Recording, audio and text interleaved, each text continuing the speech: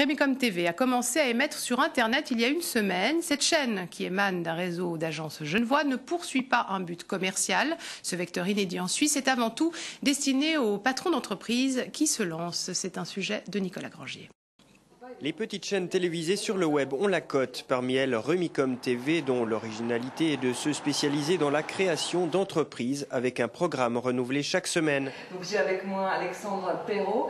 Bonjour. Vous êtes gestionnaire. Cet après-midi, en raison des fêtes, il y avait tournage de plusieurs émissions.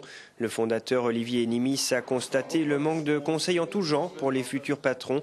Fort de son expérience, il a choisi de proposer des interviews pratiques avec des spécialistes. Il était parti sur le concept du blog avant de bifurquer vers le vecteur TV.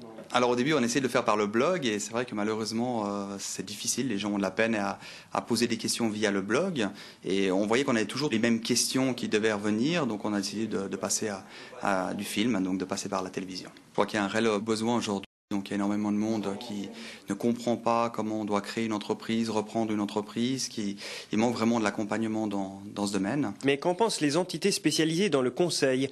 La Fondation d'aide aux entreprises, soutenue par l'État de Genève, était l'invitée de la première émission.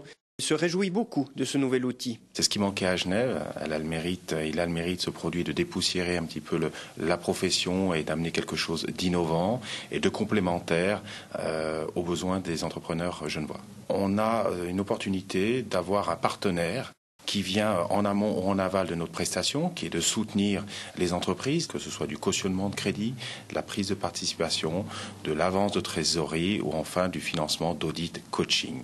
Pour l'anecdote, relevons qu'Olivier Nimis a été le plus jeune entrepreneur de Suisse puisqu'il venait de fêter ses 18 ans au moment de lancer sa société.